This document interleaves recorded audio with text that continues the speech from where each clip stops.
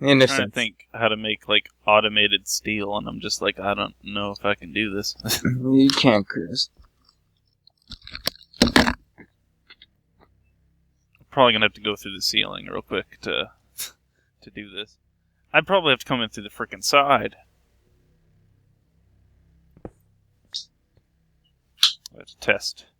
I have to test with tubing. Pipe. What have you done with the real Avon? Okay.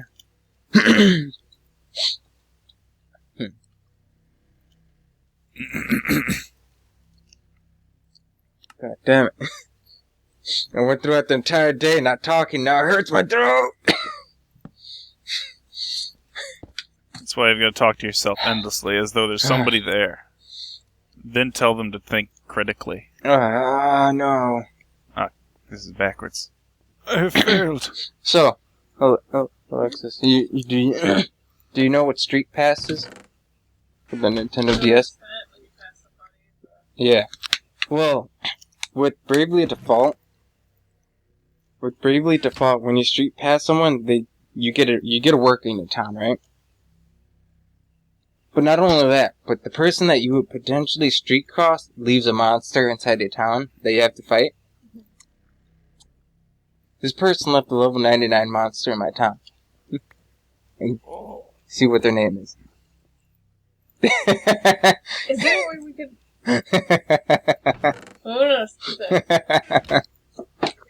So I'm like, you asshole! I'm not even level fucking 20 yet. I'm just dropping into fucking level 99 that I can't ever get rid of. And when I fight it, it's a beautiful peacock that is wearing a wedding dress that looks like death. Spontaneously a mixture of horror and beauty. If I could depict death, I would want to be picked up by this thing because honest God, that thing is just one of those things that is really, really gorgeous, but really fucking terrifying at the same time. I mean, it was this rainbows left and right, but also it's just like crimply hand, and I'm thinking to myself, You love it while it's ripping you apart. Oh, exactly. Like, I can't be angry at it. And now it's just sitting there in my town, just terrorizing my people. These you people? It's too bad. They call it the Bala Turtle Dove. The Bala Turtle Dove.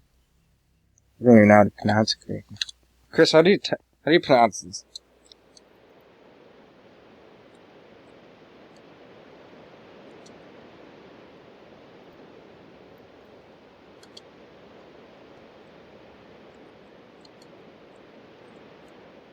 Fine. Baal. What the hell? Oh, that's supposed to be an L there in the middle? Which one? After the second A, yes. After the I? No, that's a semicolon. Why is there a semicolon? Or it's a semicolon. What the hell? Baal-E. Baal. I assume... Wait, that I is separate though, isn't it? If anything, it's... Yeah, it might be id, though, because... I have no idea. Baal. I know it's Baal because it's removing the middle piece. Yeah. I don't know what the hell you're fighting. Just Google it. You. Someone Google it. God's sake. I'll look it up real quick here. Ba-al-I. Is that some sort of weird horse? No, it's a turtle dove. I'm seeing like this image of a horse here. Horse. Hold on. No. Oh, let me make sure it uses the turtle dove part. Final Fantasy Wiki. So yeah, it's some sort of horse thing. I think it might not be a horse. It might actually be one of those Is what it? are they called? The birds. What are they? Peacocks? No, not those. The chocobo or something like that. Oh, yeah. It's a turtle dove. Is it a turtle dove? Turtle dove. I don't know. Well, that's part of its name, though. I think possibly. Finally turn this damn thing off. No, I can't. This rain! Screw you, rain! That thing. It's just a mixture. It's a bunch of crazy stuff. Don't look that up. Don't look it go up, kids. You break your soul. We need a true rubber farm. This rubber farm isn't rubbery enough. Because we're gonna need more rubber. Lots more rubber. Rubbery rubber. So we're gonna build a particle collider. And crash it into your face! Aw. Oh. One particle accelerator. Oh, what did you make her? What? The hell's going on?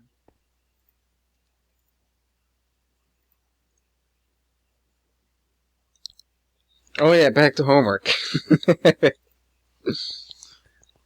Okay, step one. For searching for stuff. Step one, to give yourself the title critique. Error. Critique error. You must pre-write and determine your presupposition. Okay. To convince an audience that your analysis and your response are reasonable or valid, you must convey your views confidentially. With confidence.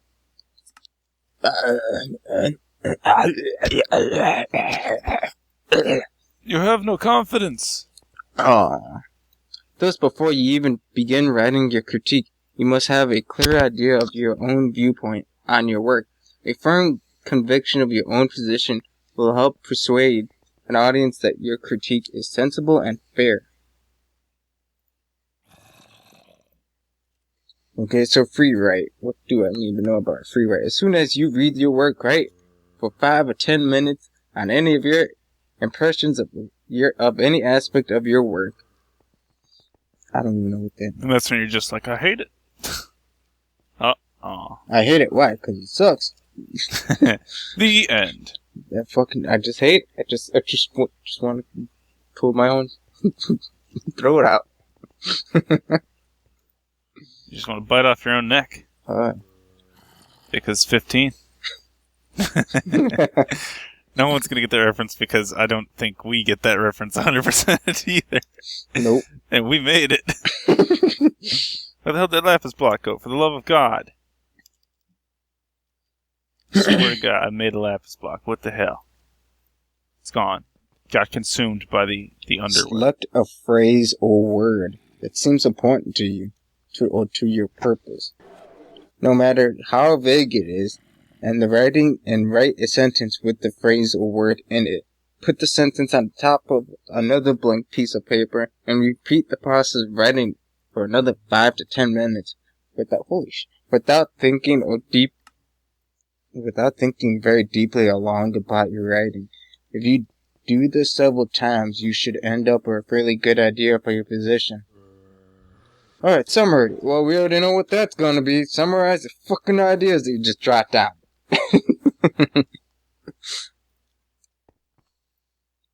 That's impossible.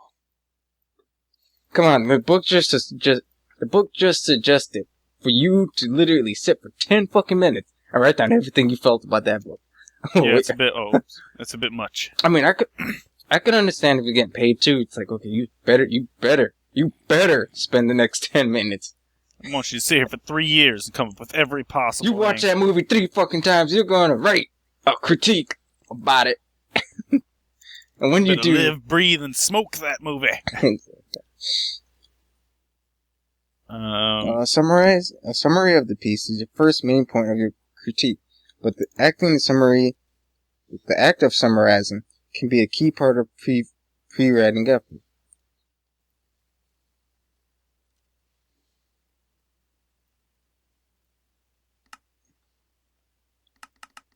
I don't know what the hell I'm doing. Just iron it up. Okay. Alright, summarize the goddamn piece. That's quite an extreme book you got there. Alright, yeah, I like it. I love this book. It speaks on a level I can understand. Get the hell done with this. What's wrong with you? You're just like, I agree. Subconsciously, I'm very unhappy and very rebellious now. And then some student took it too far. Fuck this book. through a window. Just has a bill from accounting moment. it just got up and left. That's legit. I'm expecting each and every single one of these men to lead to a secret area now. What? Oh, yeah, I know what you mean, because this is the only one that doesn't. And you're just like, I got this, Hogwarts. Oh. Yeah, that worked. Did you go into the Antichrist room? Nope. Shouldn't have done it. Oh, actually, it's less Antichrist, more power now. The stake. You closed it on me, and it didn't look like it was closed, so I just hit a wall. Well, I hit the proverbial wall. jeans. So, we were in choir today, and I'm curious about your take about it. Yeah. Because of these genes. They remind me. But, is natural selection positive or negative? Well, I know unnatural selection's us.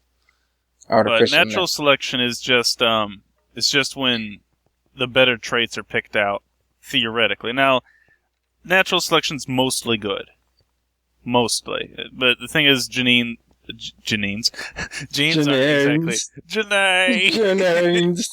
Janae's not exactly good all the time.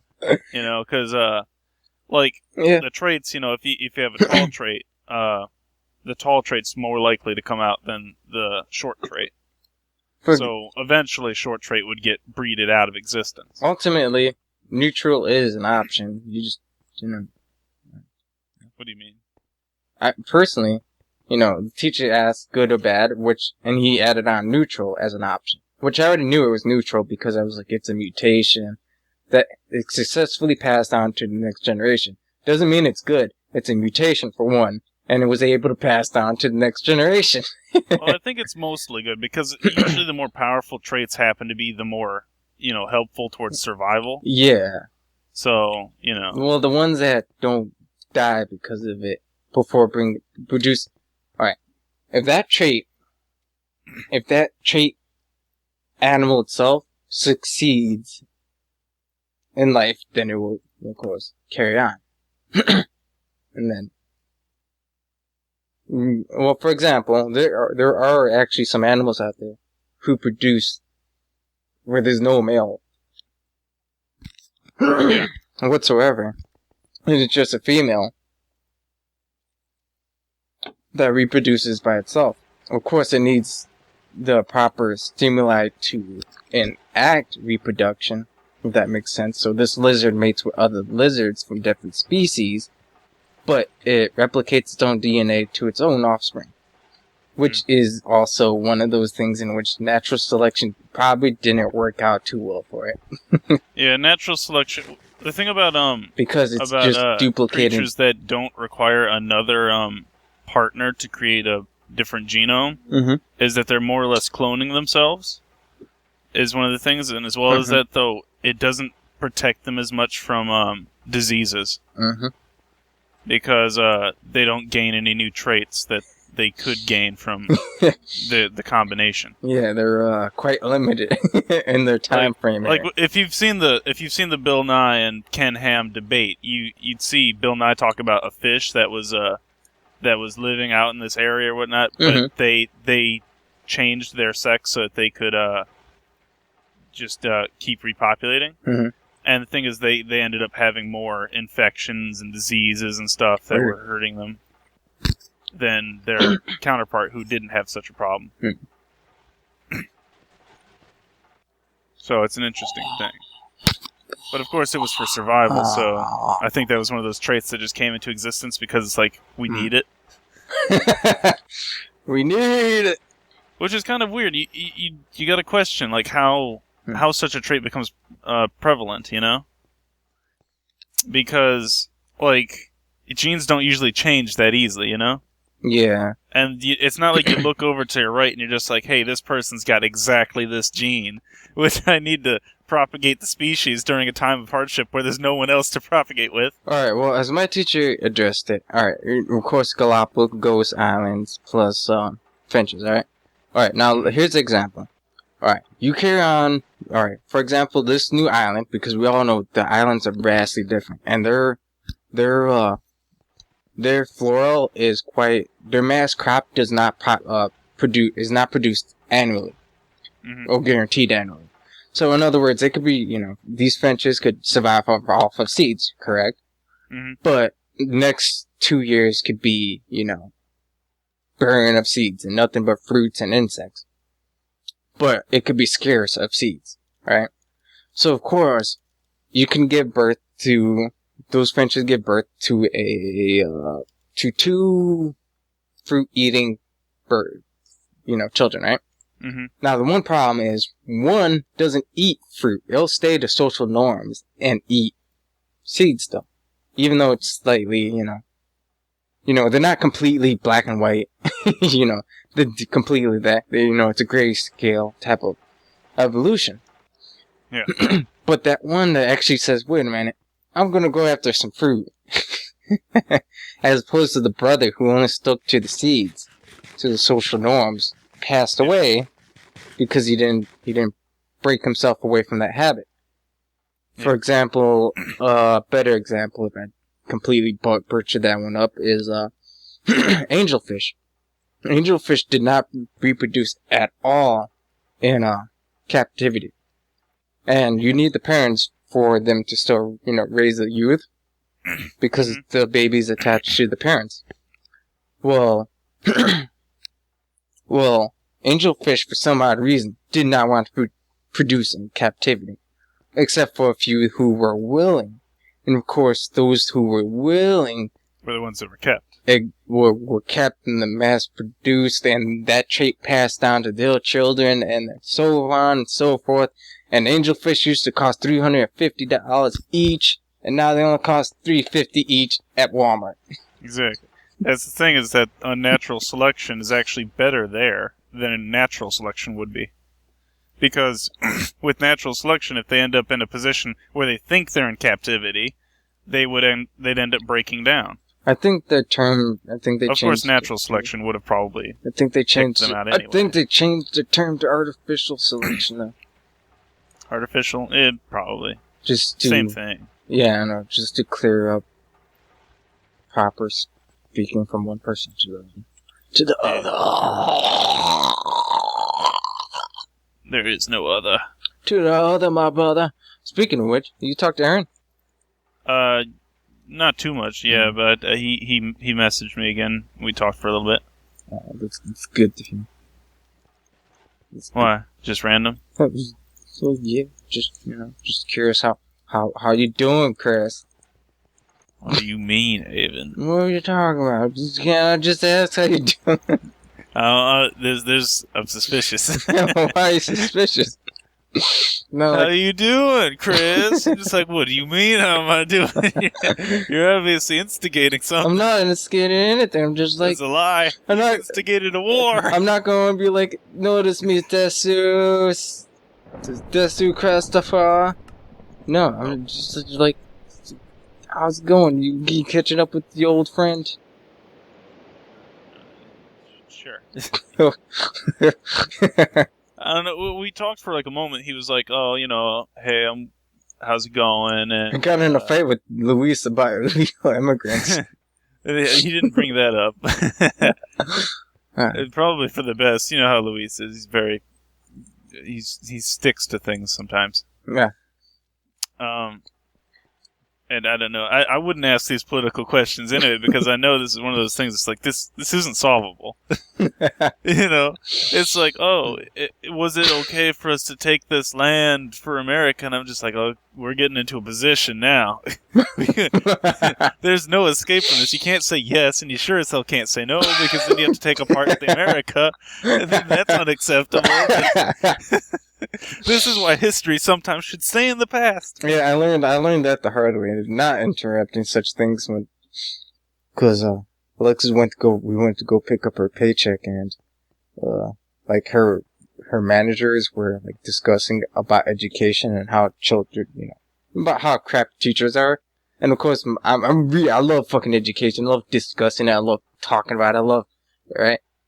And I realized that these people don't really know jack shit about this argument, so I'm just ranting on about nothing right now. Basically in their mindset. Pretty much. I mean, sometimes it depends, you know? I don't think that it's the teacher's fault sometimes. I think it's sometimes the kids, because, like, my brother, he doesn't go to school so much like he should, which is getting him into issues, but I mean, I don't really care. That's his choice, because if he wants to be stupid, that's him. Because I'm disconnected so much from my family, I'm okay with this. If I cared more, it'd be one of those things, but I'm not like that. So I don't know what's going to happen with him, but it's not the teacher's fault. Yeah, is the thing. And so when he grows up and probably is a complete invalid, it won't be their fault. You know? Yeah. And people would probably look at him and be like, "Oh, it's the teacher's fault." It's like, no, you idiots. Don't just assume. Yeah, I feel like there is a lot of... I mean, and then there's other things, like people say, you know, oh, you know, you should control your kid and stuff. And I thought to myself, it's like, yeah, I guess, but as well as that, though, there's only so much you can do. I mean, unless you're going to threaten them. Yeah. You know? I mean... Because even then, they'll probably still ignore you. I feel like I feel as though... Alright, you know, Alexa and I are going to be comparing someday, so, you know, curious as to the psyche of that. You just pulled on a shell string and it was like, maybe someday. Maybe someday. And it's just one of those things that it's like, how do you appropriately teach children to love knowledge? And, you know, I think it's like at a beginning age, you have to kind of like introduce them to a lot of little puzzles and make sure they feel rewarded from them. You know, because then they'll just have like a built-in reward system for it. In my book, I think not only does the parents need to be role models, because some children do that. Some children look up to... Some parents aren't connected to their children much at all, and you need to keep constantly around them and introducing them to important things, or else they'll learn to accept the emptiness of just not learning things. Exactly. And some children are independent, like I know you were, and I know Alexis was. So, I mean, both of you guys don't necessarily look too much up to your parents in that, you know, when you were young. Like, are we also a little bit antisocial, too? To some extent, but also... So that's another thing, like, your genes also play a part of it, too. Because if you're antisocial, you might learn to pick up on these things yourself more, too. But also, I mean, for example, there are some pretty social, outgoing people that I've met that were, you know, fairly well educated. Yeah, sometimes, you know, they run into situations that force them to learn. So, I mean, I feel There's as all though... sorts of reasonings. You need to... When a child inquires about something at a young age... Yeah, you don't knock them off. Yeah, definitely not that. But also... not only provide the answer, but have them reflect on that answer, if that makes sense. Yeah, you have to train them to actually use critical thinking. Precisely. Because if you say, oh, we'll just use Google, yeah, that does work, but you got to make sure that they have the building blocks to it. Because they'll be like, oh, just use Google when they're in a math question. And then they'll just get the answers and learn nothing about the math. Yeah, precisely. Needed that deductive reasoning. And that's what... It's like one of the things. It's like I like math. So I like decoding the math. I could look up the answers, and I've done them sometimes when I felt like I had no idea what was going on. Mm-hmm. But you know, I made sure I understood the process. And I feel like there's been a lot of stuff going on about you know how they got that the new education system set up. You know, so they're just like you know the new education, right? What's that?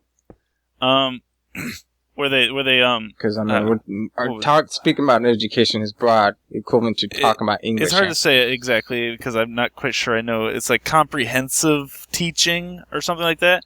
Like the entire curriculum has changed because of Obama.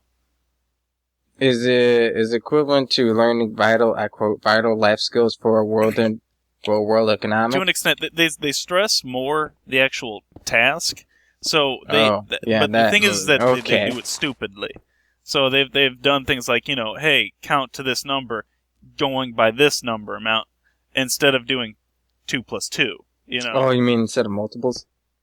No, not necessarily. Well, sometimes it's multiples. So like when they do multiples, it's like, hey, count to this and then take this number, double that, and then take this number, triple that, and then that's your answer kind of thing. And it's like, yeah, you can do that, but it's also an extreme way to do things. Yeah. It's difficult. The thing is, the teachers don't have it down 100% yet, though, too, so the paperwork they have is terrible. There's a lot it's kind of hard to deal with. There's a lot of freaking educational movements. And it has a tendency to only go by generation by generation. For example, our generation, you and I, teachers of our generation, will establish a different teaching method than what we were based upon and what is currently practiced in institutions. Mm-hmm. I mean, some institutions focus on academic principles, and they want to make sure you know how to do X, Y, and Z, all in that function to produce a slope to a frequency of a infrared, etc. God, I don't. And then I don't know what question you just threw down right now, but I don't know if I can solve it easily. And then there's some instructors out there who are about principles such as my fucking world history teacher, which is, idealisms, or my English teacher, right? It's about understanding the concept presented and execution of that product. And apparently just keeping academics there just for, should I say, saving face or speaking reason. Yeah. You don't just, you could have you could have this really excellent critiquer, right? Yeah. But then they decredit themselves because they don't capitalize their eyes. Yeah. You can't do a text message level. That's not how the world works. So yes. Indeed. Speaking of which, I need to finish my homework, you goddamn bastard. I'm sorry. We're running into good topics here. Come on, we have to talk about the next stage to critiquing, which is... The next stage of evolution. It's just like, I don't know about that. Said think critically, so I had to figure out what the human species would be in 2,000 years. And it's just like, that's a little too critically. We became aliens. We became little scrawny fucks with big heads. Well, at the rate it's going with text messages and TV, I think large heads is a little bit out of the question. Yeah. Luckily, when we become cyborgs, we won't have to worry about this. Yeah. That's the great thing, too, is that eventually we're just going to basically replace our brain with, cybernetics, and then you just put in the calculations, and there you go. You don't have to learn. Well, considering that we're capable of producing transistors smaller than cells, man, it really isn't far-fetched. It really is. It really is fucking amazing how small we can get those transistors. So I'm crazy. I'm just really amazed. I'm like, you could fit 1,000 of them on a blood cell. 1,000 on a blood cell. Thousands of them. Just fucking amazing. I think to myself, we could really make some magic happen in a good century. In at least a good century. That's the thing, is that... I mean, medicine alone has just took gigantic strides in 50 years.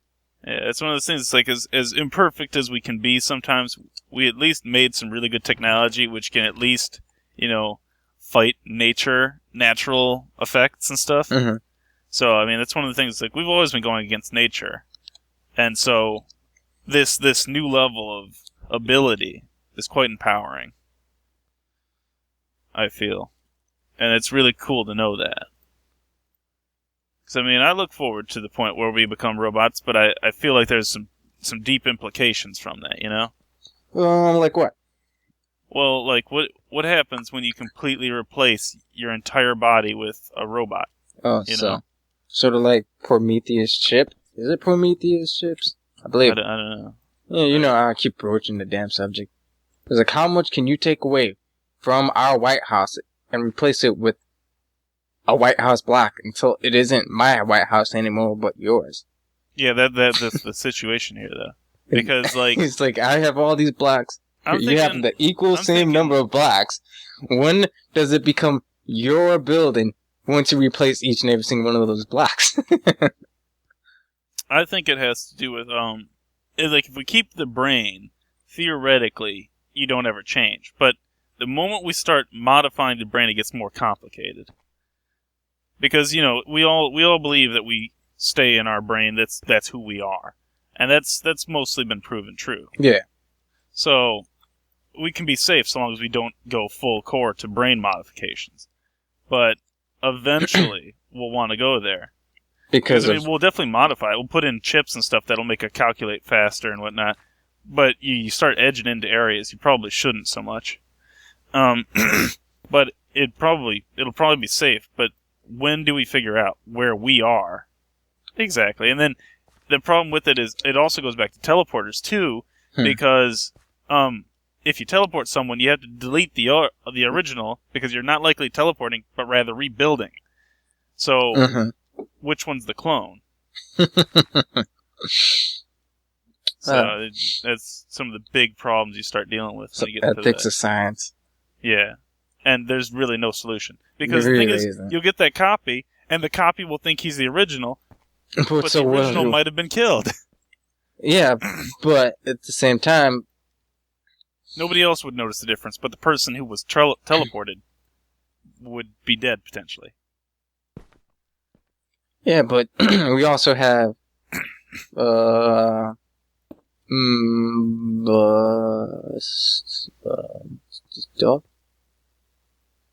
I don't know what I'm thinking.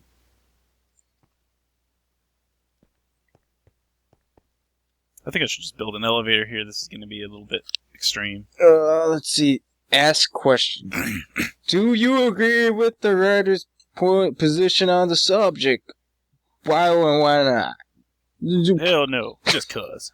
Just cuz too. I mean, yeah.